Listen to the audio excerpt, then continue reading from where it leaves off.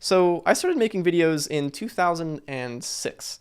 And at the time, I was making stop motion animations with Legos, and I called these brick films. Well, I didn't call them brick films. A whole community of people called them brick films.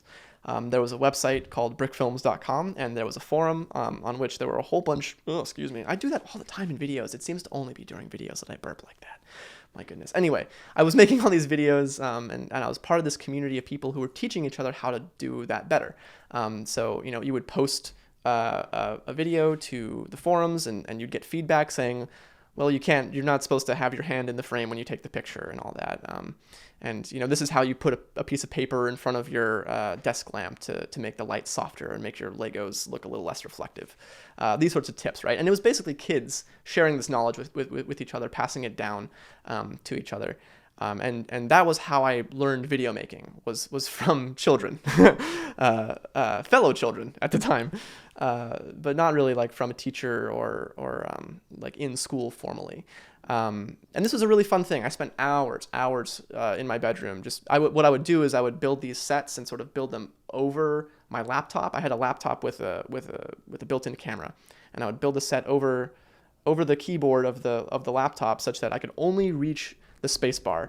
And so I would press the space bar, move the Lego guy a little bit, press the space bar, and do that, over and over for hours until I had about 30 seconds of footage, and I'd cut those together and make little movies. Like, this is a huge deal 10 years ago to me, and I called myself a brick filmer. It was like a sense of identity that I had. It wasn't just that I made these things. It wasn't just that it was like a craft, right? It was that I was part of a group of people who also did this.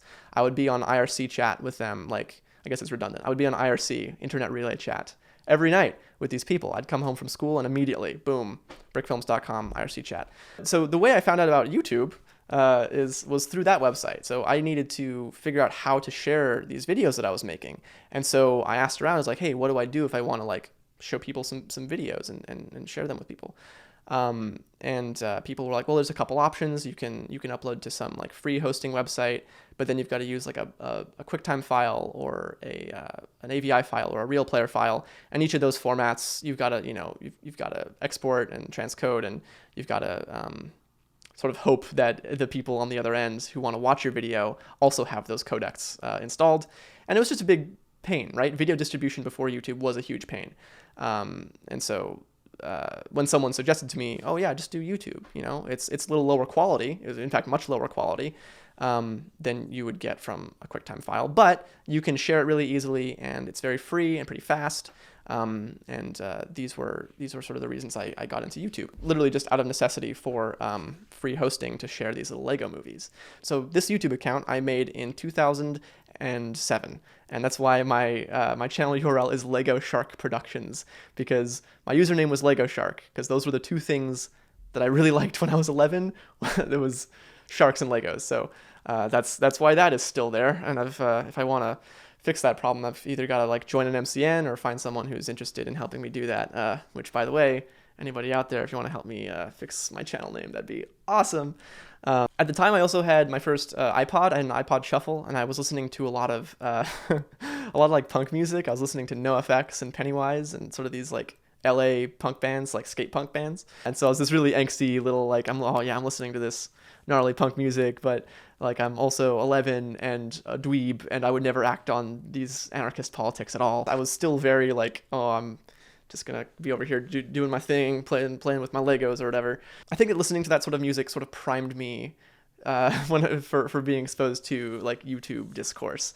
At the time, YouTube was a much different place. It was copyright infringement was pretty rampant. Like there's still a lot of copyright infringement on YouTube, but Content ID didn't exist. Like Content ID flags and gets rid of a lot of copyright infringement now, but back then it wasn't implemented. So there was a lot of like SpongeBob and Jon Stewart and Viacom properties. So Viacom consequently sued YouTube and said, hey, YouTube, you're profiting off of our content. You're making money and you're getting users from uploads of IP that we own, because Viacom owns Comedy Central, they own Nickelodeon. So when those types of episodes and stuff get uploaded, naturally the media owner is not super pleased. This was a big deal at the time. Like YouTubers, right? And I'll talk about like what I think that means, YouTubers, but there was a discourse happening, like in the same way that there is discourse nowadays about like where's the fair use, that whole controversy that happened. These sorts of discourses that like everyone, or like not everyone, but like there's a large, widespread conversation happening about a website issue. This was the website issue, was that Viacom was suing YouTube and that it might get to like shut down entirely. You would watch people, we'd watch vloggers saying, we got to get behind YouTube, we got to support YouTube, because this is a bastion of free expression. This is not commercial art. This is art for art's sake.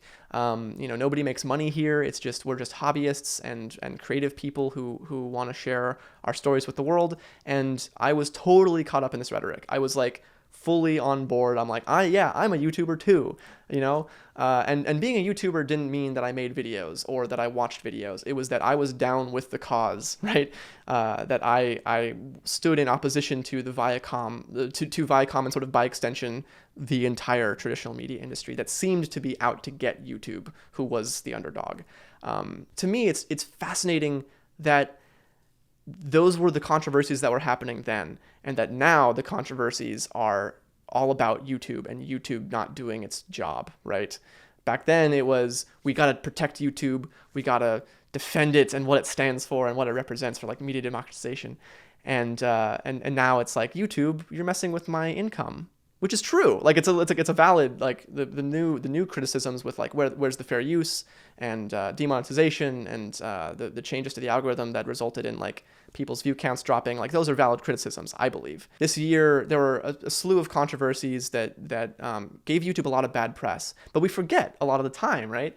That this is an unprecedented technology that we have access to. Free hosting, free distribution of video content is just 10 years ago, that was huge. But anyway, that's sort of how I started on YouTube. I just want to share that really quickly. And also to give a little bit of perspective on what a decade does to a website like this. It was very, very different early on. This is a beautiful thing that's developed over the past decade. And I look forward to talking about it more in 2017.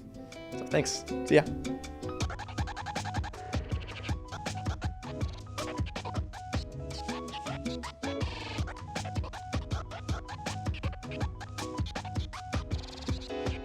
Man, your hair really is crazy. What the heck's your secret? L'Oreal.